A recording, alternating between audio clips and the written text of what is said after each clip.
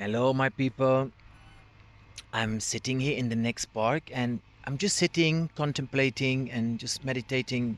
And what came up to me is that if I could explain to people, but of course, it's just a story for you. You don't know what I'm saying. Maybe you don't believe me. I don't know. But the first part, of my life, I did so many, let's say, I call it now dark things, like going wild and being full on drugs, drinking so much alcohol, having sex with everybody, and all these things.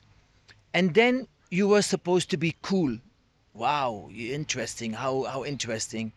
Now, since 25 years, 20 years, I'm living this let's say this monk life, and I don't drink, I don't smoke, I don't have sex, all these things. And then you are supposed to be boring, or nerd, or stupid. It's not interesting for many people. But I wish I could explain to people that when you go into this, let's say, spiritual life, call it God's life, call it sacred life, I don't know how you want to call it. But I mean, when you start focusing on the question like, where is God? What is God? Where can I find God in me? And I think we all doctrinated by many religions, and especially maybe the strong religions like like Judaism and Christianity and Islam. They push a lot of pressure on you, and I think that is the opposite of what God is. It should be not be a pressure; it should be a pleasure. It should be joyful. It should be nice and great and beautiful. As soon, I think, when God starts to be like a suffering, or you have to suffer from pain, then I think it's not the right thing. That's what I think. Of course, it's a personal thing. But I'm sitting here and realizing how happy I am, how content I am, how I felt something inside of me, how I discovered something in me, which gives me so much satisfaction and pleasure, which I could never, ever, ever find in any drugs, in any alcohol, in any sexual thing, in any buying, in any item which I bought.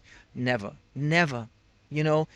And even when I say it is just maybe a story, I can only hope that I can motivate, or stimulate, or transmit some energy of this, and think you can still be, let's say, modern. You can still buy things, you can still go places, but it doesn't mean that when you are God, you have to suffer and lock yourself up in a cave. That is just simply not a thing. And I wish I could be an example for many young people, or maybe my age, I don't know, that you think how many drugs you need, how many alcohol you need, how many items you want to buy, how many escapes, how many hours you want to be in the gym, how many plastic surgery you need, to think I feel happy or satisfied or content, or just satisfied with myself. And I can only tell you the answer: not. You will never find an external anything which gives you a satisfaction in the spiritual realm. Impossible. You can enjoy nice food. Yes, you can enjoy buying some things or going places. Yes, of course, it's not bad. I'm not saying it's good or bad, but I want to say it can never give you the ultimate satisfaction.